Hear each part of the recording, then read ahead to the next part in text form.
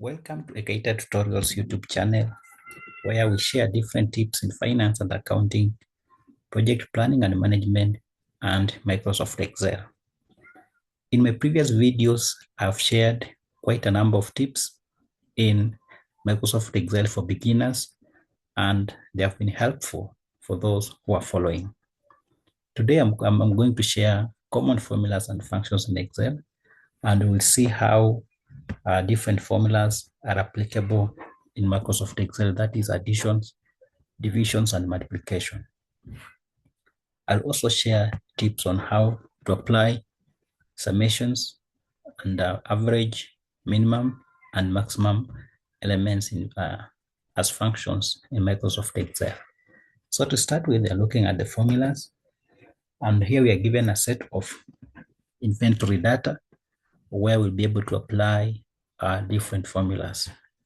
So here we are given items as a pen, book, eraser, sharpener, and ruler. Ideally, we can assume this is a stationery shop where all this inventory is contained in, and therefore we may want to look at the additions just to see how much inventory is in this particular shop. So in applying additions, we'll come to our totals here and start by equal sign. We need to add the quantities so that we are able to tell how much inventory is in this shop. So we do the additions of all the elements or all the items in this particular shop. And we get the total. So you can see in this shop, if you are to count everything, you will find a total of 102 in terms of quantity. And now we go to the division. How do we do division in Microsoft Excel? Here, we're given the price. And if you look at the price of eraser, we have not been given any amount. And therefore, for us to get the price, we can get the total cost of the eraser and divide by the quantity to be able to get the price. So we start by equal sign. We pick the total cost. We divide it by the quantity and we get the price. So the price of each eraser is 20 shillings. For the 25 erasers, we have 500 shillings. Good. Now we are done with the division. When it comes to multiplication, we want to get the total cost of all the items one by one. So we start by the equal sign to pick the quantity. We multiply it by the price to get the total there. We'll do the same for this one. Get the quantity multiplied by the price to get the total cost. For the sharpener, we take the quantity multiplied by the price to get this. And for the ruler, take the quantity multiplied by the price, we get 1,350. Remember, we are doing this because this is a very small data set. But if you are dealing with a huge data set, then this will be a very tedious exercise, and therefore you can only apply a formula in one cell of the total and just drag it down to get the required totals. So this one cannot allow us because there's a different function, different formula existing in this row. But ideally, if we had here 20, and we say this one is equals to this, to multiply by 20, it will give us that. So when we try to run our formulas here, it will not bring us trouble. So for instance, say these ones were not here, we delete them, and we get we get the total for this one. So we multiply this quantity by this post, we get this. And ideally, what I'm saying is that if you have a huge data set, just pick, once you get the total cost for one cell, you bring your cursor at this point and you drag it down, and it gives you the totals without manually multiplying one item and another. So that's how multiplication works in a simple way. And just also, someone may be interested, or the shop owner may be interested to see how much in total does the shop generate, or will the shop be able to generate from this stock. Remember, we've been able to get the total quantity in the shop.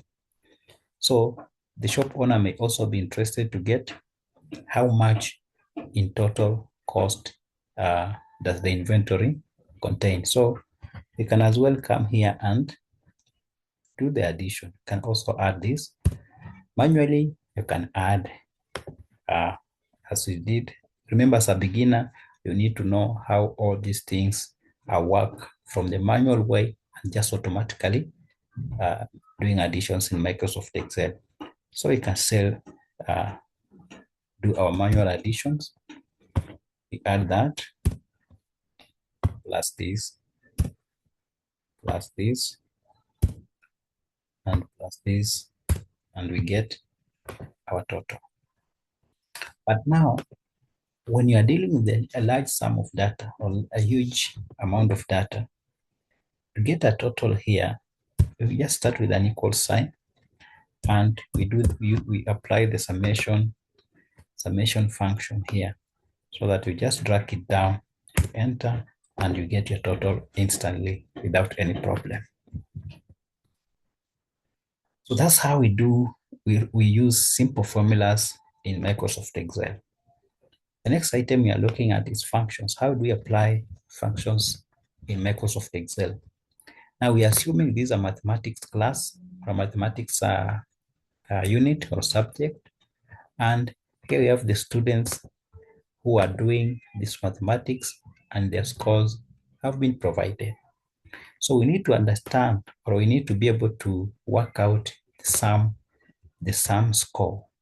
The sum score, we can say, I can come and add here a row of sum, add a row here of sum, so that we are able to get what is the summation, or what is the sum total of all the scores. Remember, they may not be relevant, but for learning purposes, we can just do it here. So this is where we bring in the summation function. Start with the equal sign.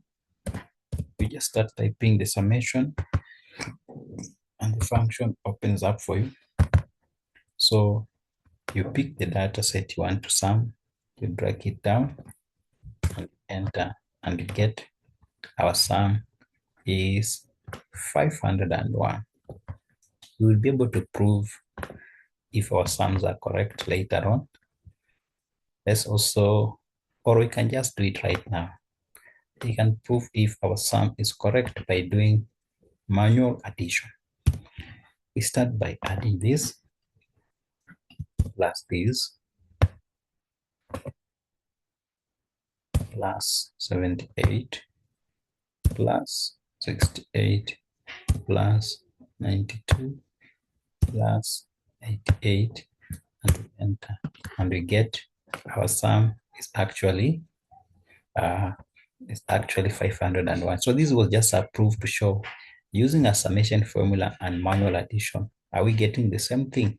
Yes, indeed, we got the same thing. So Excel functions work well and easy. The next item here you're looking at is average. How do we get the average score? Remember, in schools, average score is very important because it helps the learners and even the teachers to understand how the performance was in terms of average. So in doing average here, we set the equal sign and we just start typing the word average and it opens up. So we get the average of all the scores and you enter and we find that the average is 83.5. We can as well prove average.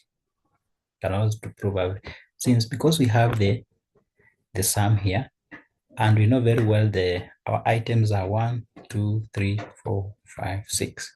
So we can still take we can say this one 501, we divide it by 6 and we see average is 83.5. So we've been able to prove manually that our average is 83.5, which is correct. The next item is the minimum. We need to see how much, who scored the minimum, or what was the minimum score in this class. So to get the minimum score, we start the equal sign, invoke this minimum formula or the minimum function, and we pick our data up to that end. And press the equal sign, the enter button, and we get the minimum is 68. And this one you can just quickly check manually by running through the scores, and you can see actually 68 is the minimum score. We then look at the maximum score. Maximum score. We just say equal sign, highlight the data we are interested in, and say enter.